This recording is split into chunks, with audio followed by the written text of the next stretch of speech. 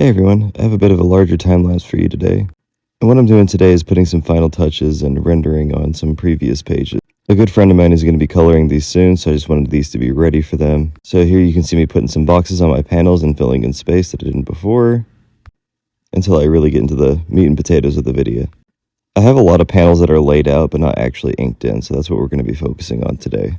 So I'm starting with my G-nib to get some of the smoother lines in, but a lot of my detailing, I recently broke in this Hunt 102 nib. It took a lot to break this nib in, but now it's got this like springy buoyancy that I like for good character lines. I've also been using this Pentel brush pen for the dark spaces, and I've been really enjoying its ability to give me a lot of variation as well as like line texture. So now I'm just filling in the ironwork and all this dark space in here with a mixture of that Pentel pen and just ink for my inkwell. And now hopping on to the next page, laying out these panels first just so I can fill in the space between them, working mostly with this little Hunt 102 pen.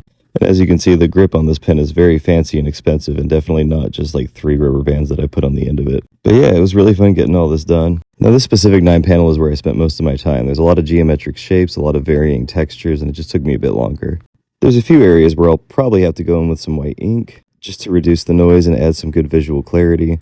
But for now, I'm pretty happy with how the panels are looking, especially together. Sometimes it's easy to get bogged down on how a certain panel looks individually. And then there's that nice feeling where they're all sitting next to each other and you're like, oh, that's right, I'm a comic artist. They're meant to be viewed together.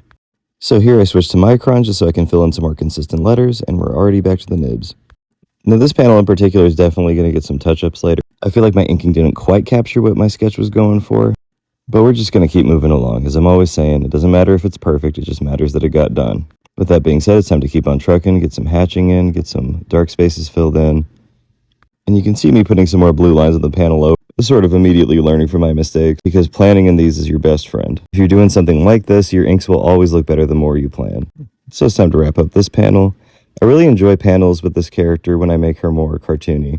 I think the detail on her tends to fluctuate a lot, which I'm attempting to use as kind of like a emotional tool, portraying how she feels moment to moment. I just got to fill in the detail on this grandfather clock, fill in some dark spaces, and move on to the last panel. Honestly, this one was probably my favorite. I don't know what it is. Maybe it's just the composition or the simplicity, or maybe just because I got all the lines going in one direction.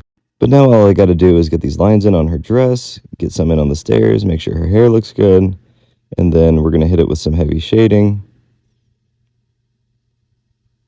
And that's perfect. And that's what we got done today. I'm very excited about doing the newer pages, mostly because the panel work is a lot more playful. But yeah, that's it. I'll catch y'all next time. See ya.